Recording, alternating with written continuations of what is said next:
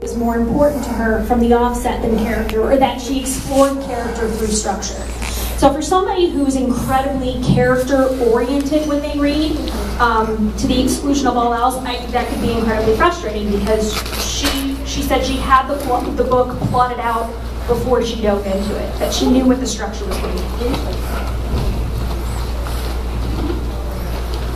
When I started reading it, I really didn't like it, and I don't know whether it was that the characters didn't engage me or just I didn't know where this was going. But the more I read, the more I got absolutely intrigued to see what was the author going to do with this. I mean, that just really engaged me, and I thought, some of the images I thought, not only writing, but what she did with all the senses and all the pieces about film and art and introspection and reflection and understanding yourself as they were doing some of that filming. I thought it was a fascinating study. So somebody brought up Jelly, who, Jelly to me is the emotional heart of this book. So she did some wrong things. She liked people and led them on and pretended to be somebody that, not necessarily pretended to be somebody that she wasn't, but didn't disillusion people from thinking that she was something that she wasn't. And I'm wondering how we feel about her. I'm wondering if anybody found her flaws and her deceit insurmountable, or if they were all if they felt that it was emotionally justified in the character. Not that she didn't do anything wrong, but it wasn't anything she did so wrong that you couldn't get over it and empathize with her. How do we feel about Jelly?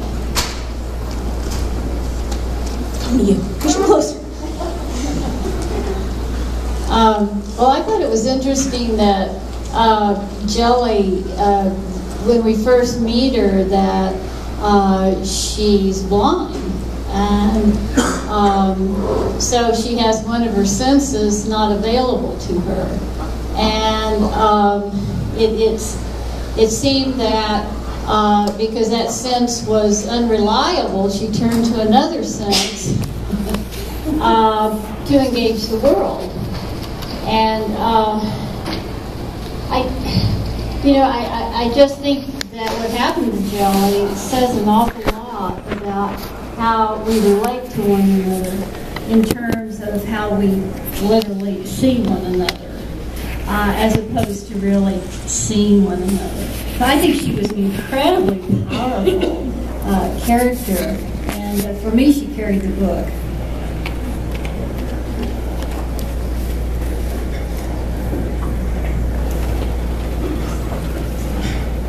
What I loved about Jelly was her use of her voice, which I wish I had those skills. I've never had those skills. She could say anything on a phone and get people to divulge everything and be happy. And then, of course, I also related to the catfishing and how in today's technological society, it happens all the time on Facebook or other social medias. I mean, it's actually become more of a thing. So this is interesting that it was with the phone, sort of an ancient type of media. But anyway, I think there's definitely probably some, emotional problems there, but just that her use of it, and I don't think she ever meant to do any real harm, which is why I like it.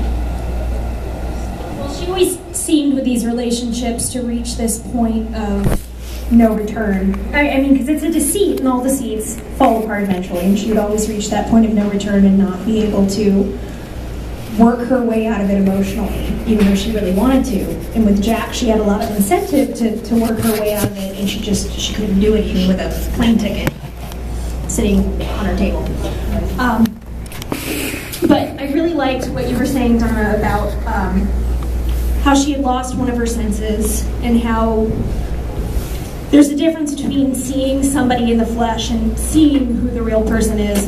And she's thinking about her deceit, and she goes, she felt that way just as she felt blonde and supple and young when she talked to Jack. She felt elegance in her hands and wrists.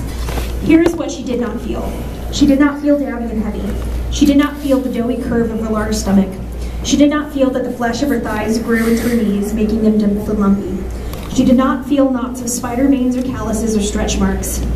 Is it fair that she hadn't even had a baby, that the mere quick adolescent growth had given her white breaks in the skin of her breasts, her upper arms, and upper thighs? Did it make sense that before she had shown anyone her body felt old and damaged? She did not feel like a 41-year-old woman. Did not feel like being this heavy, invisible, unremarkable creature. She felt young and taut, a person who could beguile and a person who could be loved and understood men. That was the truth, and the rest was not of import to either of them. So, with this technology, with this phone and with her voice, she's able to create the version of herself that she feels is true. And you know, this is taking place at a technological era where that was a lot more difficult. You know, people do that all the time with the internet. People create avatars and people create digital online selves, and people create other versions of themselves with a lot more ease than you could do when this book was written. So I just thought that was really neat. Okay, it's shaking. Holy shit.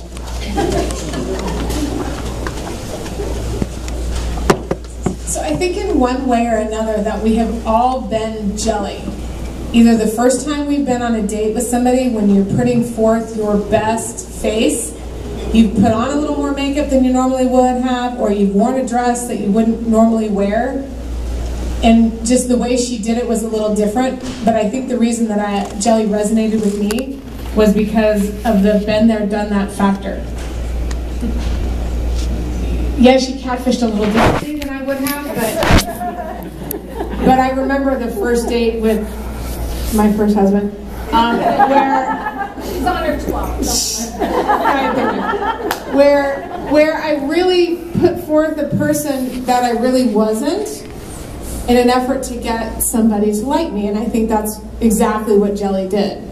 And then she liked it the first time, and so then to continue letting herself feel good about herself, she continued. And honestly, she was not only making herself happy, but she was making the men happy as well. Right. Which I think was a very important realization for everybody.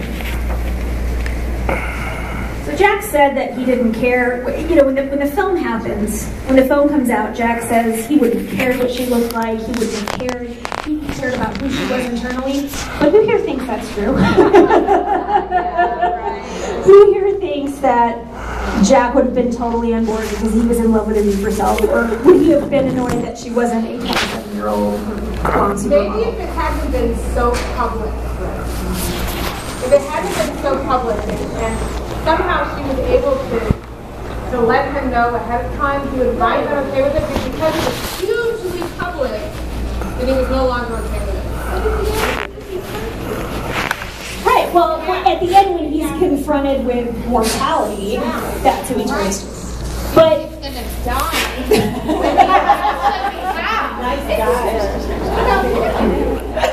so, I mean, how do we feel about Jack calling Jelly at the end when he finds out that he's on death's typical? I mean, was there anything sincere in that from his end? Yeah. In a male way, sincere death. Disagree with me, right? Don't look away. Do any guys want to defend themselves right now? Yes, let's. The only thing I'll say very quickly, it's interesting to hear this because like, it helps me kind of do my own thoughts around this, and that she's very forgiving towards these characters. I mean, both Jelly and Meadow really have another novelist could be very harsh on both of those characters and say, you know, you're deeply flawed, you're manipulating people, you know, you're using film to abuse people, you're using this telephone to take advantage of people. But I think what's fascinating about this book is that she doesn't go there, that she's willing to kind of give these characters enough leeway that you understand and empathize with what they're going through. Because everybody, both those characters, I think I said before, are trying to mediate their experiences, but also that woman at the end, she gets the last word. Meadows trying to film Sarah, yes. But she's going through a prisoner's cinema sort of thing as well. So, I think she's just very empathetic towards the struggles that each of those characters are going through. Barbara, he didn't answer the jacket. He doesn't need to speak. He doesn't need to speak. Now it comes under the veil. I'm in a book club. We don't have very many here. Please do not write. Yay, Matt! There's your baby. She's sleeping. You have baby. If she was awake, I feel like next month it's even more appropriate. And your baby's name is? Harlow May. Okay. Bring her next time or you're not allowed in. Okay, I'll post more pictures to the Facebook. Let's kind of go back to the fact that the book does end with the scene of the woman who's in prison who wasn't really God. And it made me really think about the fact that Meadows' name is a play on Memento Mori. Oh. Which is the medieval concept of meditation on mortality. And I know that was conscious on it's a very unusual name. It's got to be conscious on the author's part. And I think the book really is a meditation on mortality, and I think it's, how do our senses figure in? Yeah, that's an important aspect to it, but I think it's telling that it ends with the woman praying to her daughter. Your Memento Mori observation reminds me of a detail that I can't find right now, but Carrie's boyfriend Will buys her a present. And it's this necklace made out of plexiglass from a fighter plane in World War II. And she accepts, it says sweetheart on it or something. And she takes it, and it's a very thoughtful, kind gift. But as she takes it, she thinks, well, for me to have this, somebody had to give it up. This was a memento of somebody's love, and that love must have ended for me to have this right now. Somebody got rid of it, and that's why I have it. So that sort of ties into the Memento Mori thing, I think, too, where that's just a symbol of something lost and gone. And there's a lot of rumination in the book about love ending. In the years after he had left, Jelly's talking about Oz. In the years after he had left, Jelly would trace the way they unraveled in her mind. She thought if she could figure out the place they came apart, she could fix it and he would return to her. Being left was bottomless, not only in the moment, but the way it gave the lie to all the moments that preceded it. Is that true? Is love real and true only if it continues? Was it revealed to be not loved when it unraveled? And I think that's a huge reason why Jelly never really gets into these deep relationships after the Oz breakup, because if she doesn't get into them, they can't end. She never really truly gives herself to anybody. The relationship can't fall apart. Can I make a random comment? You tell ya. So one of the things that I liked about the book was when I was in college, I took a bunch of film classes for humanities because basket weaving 101 didn't sound interesting. So I really enjoyed the fact that a lot of the films that they talked about were actual films. Just like the sweetheart necklaces were actual things. That's a real thing. And I enjoyed that part. I thought back to, oh wow, I watched that film when I was in college. And oh my gosh, that's exactly the way I felt when I looked at that film. That part was interesting to me, which was the only part of Meadow that I enjoyed, was when they talked about the films and her idea of making them. I liked looking at things through her eyes. I just didn't like her as a person. So I did like that truth aspect of the novel. Are there any? I thought at the end of the book, all the characters and the kind of resolution was really there. But when you brought up that the love doesn't last, I don't think that I felt that really that she concluded that. And I expected that because it was mentioned so many different times early on. And whether maybe it's Sarah and her baby, maybe it's there and I wasn't aware of it, but I just didn't see where she dealt with that again toward the end. I mean, is that really a question that can be answered? Well, she talked so much, I thought there was... There would have been more thematically? Yes. Okay. Is anybody else in here an enormous film geek who like totally spazzed at all the movies? Because I was a big, I took a ton of film classes as a college student, and now I think I'm an expert kind of thing. So I got really excited when the films came out because I could recognize myself in them, and I feel like sort of brainy, academic, nerdy women in particular might hover towards this one because of that. But I want to talk a little, something we haven't touched on, oddly, is the relationship, the friendship between Meadow and Carrie. This like decades-long friendship between two women that I think is, to me, it struck as being really true to life. And something that was really true to life and also unfortunate was how lopsided the friendship was. Yeah. And I see a lot of friendships like that. You know, it's lopsided to the point where Meadow doesn't even watch Carrie's films.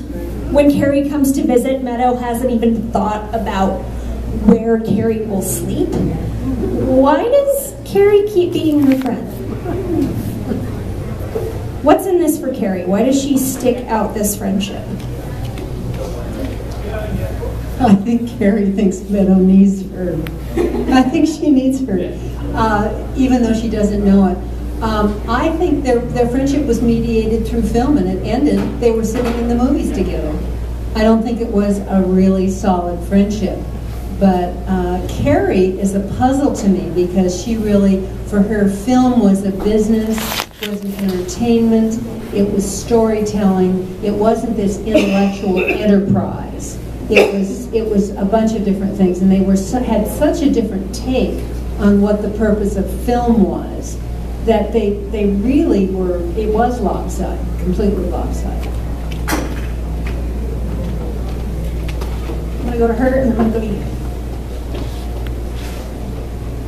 I remember there was a part where Carrie was talking about, she was comparing herself to Meadow, and she said that she was lazy and that Meadow wasn't, and she said flabby, and she was overweight, and so on. And I thought that was really interesting.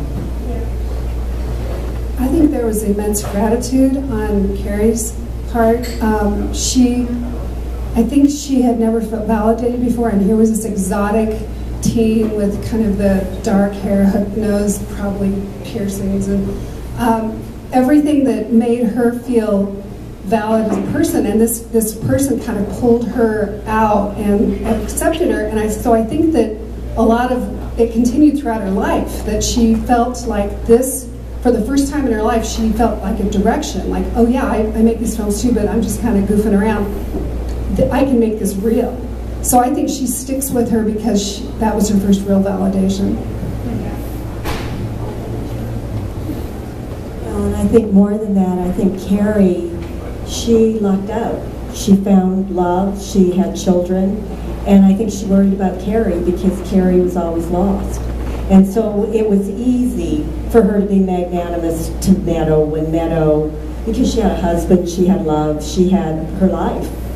And it was easy to be worried about Meadow and be magnanimous to her and just say, well, she's going through difficult, because like they said, in the early years, Meadow gave her a lot, and they had a lot of history. And so it was easy to forgive and look past it and let it go.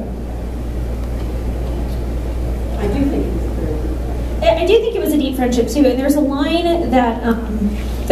that from Carrie's perspective where she says she knew how to be friends with Meadow, and I thought that was a telling line, because I think everybody's had a sort of friendship like that where it's not entirely reciprocal, but you know how that person works and what you need to do to absolutely make that friendship happen. And that may be the same line, and I don't remember it, but I know she says that this friendship based on decades is more important than a marriage.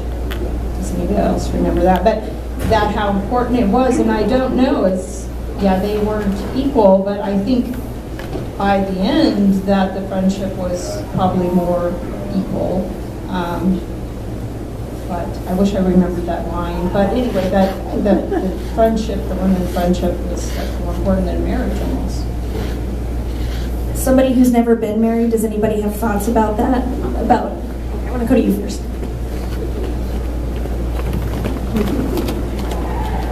I have been married 3 times.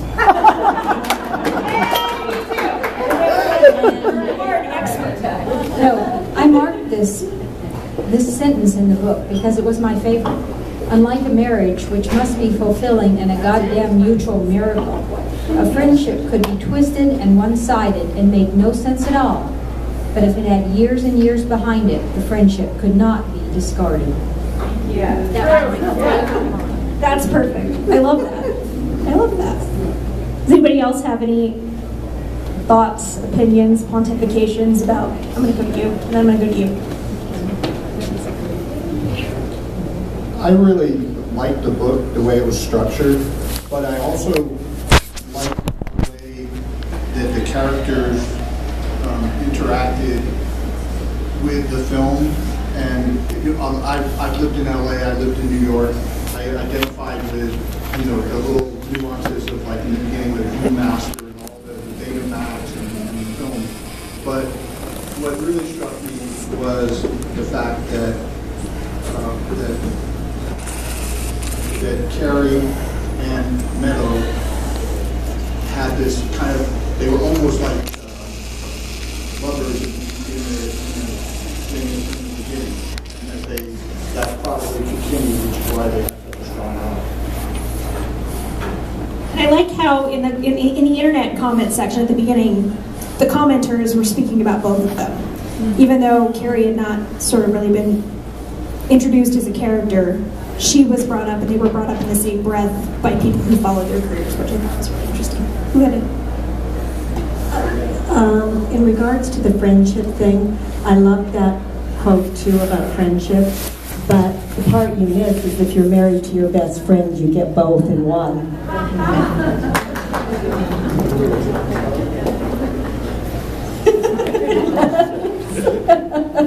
I heard skepticism. And I just feel like Carrie got it. Like, she knew what they were both in it for. I was just marking a few things.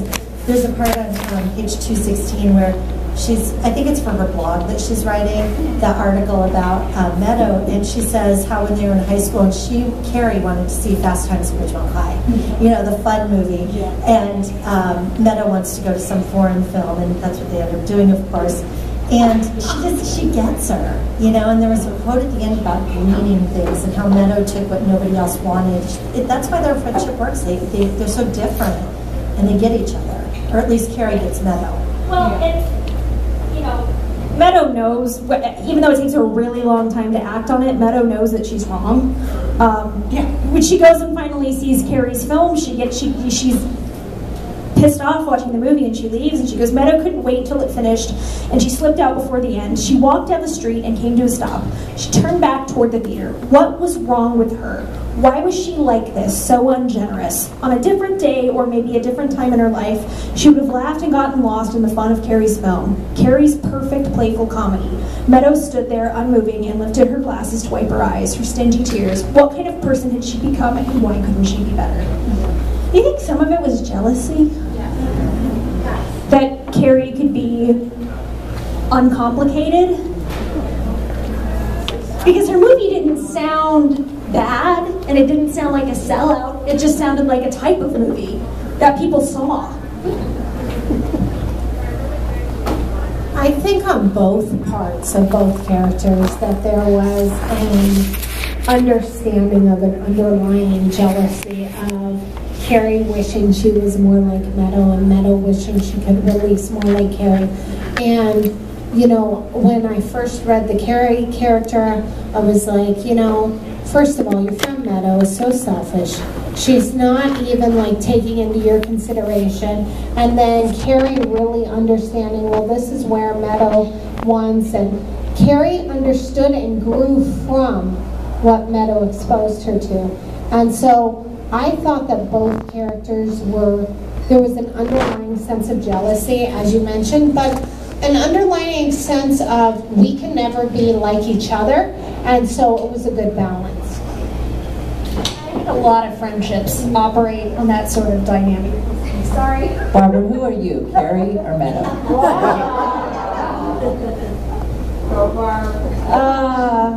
Teresa? What am I Carrie or Meadow? No comment. I think that means I'm Meadow. Probably Meadow.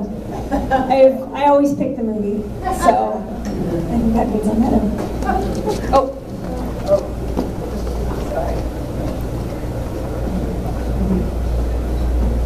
You know, I think like you were saying, they really complement each other. I mean, it's the tragedy and the comedy combination. It's that Meadow does all this, you know, such serious work, you know, doing this, watching this guy for 8 hours, and, you know, and Carrie is in a whole different, much lighter world, and yet they interact, and yet they influence each other. Anybody in this room want to watch Meadow's movies? Which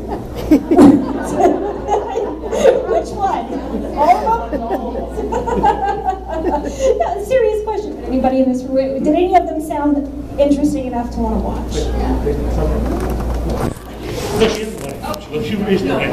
I reviewed movies for many years for an alternate newspaper in Portland. I have seen 90% of the movies referred to, and I have watched many of them, and it is absolutely tedious. It is a head trip. Really, it's a head trip.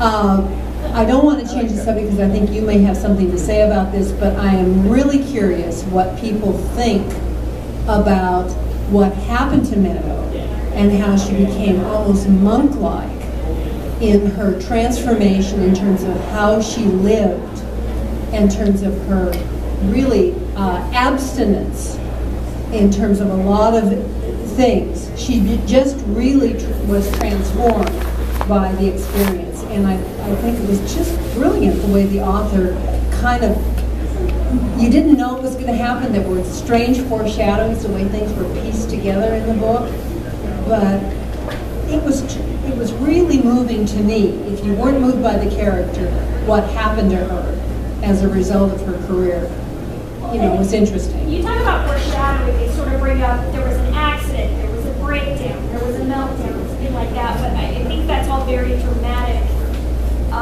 externally, but her transformation was very dramatic internally. She went through something very personal and internal. Go ahead. I think it's sort of interesting that she becomes a teacher after that and said, like, you know, okay, I'm done with this, but let me pass it on to you, and maybe you can do it a little bit better than I did. I thought that she was kind of plainly modeled after Errol Morris. That you know, he's done these sort of these quirky, sort of like, you know, very rigid camera in your face documentary sort of things, and which kind of speaks to kind of like a theme that I don't know if it's talked about a lot, but I think there's a part where somebody says that, you know, some critic says that, you know, called her Errol Morris's handmaiden, and that she's sort of the consort of Orson Welles in the very beginning. And I think there's kind of a commentary going through about how women are treated in the film industry, or how women are treated in general in Hollywood versus that. Well, the fact that this is set in the 80s and a female filmmaker is such a rare and precious thing, and it's still true. Nothing's changed. So yeah, well, okay. You haven't said anything yet. Is this your first time talking tonight? That's never happened before. Sorry. No, and don't, like, no, I'm not feeling you. Yeah, no pressure, no. These are completely stupid comments, but the first comment is, throughout the book, well, in the 80s, I was at UCLA getting a master's in choreography, and it was all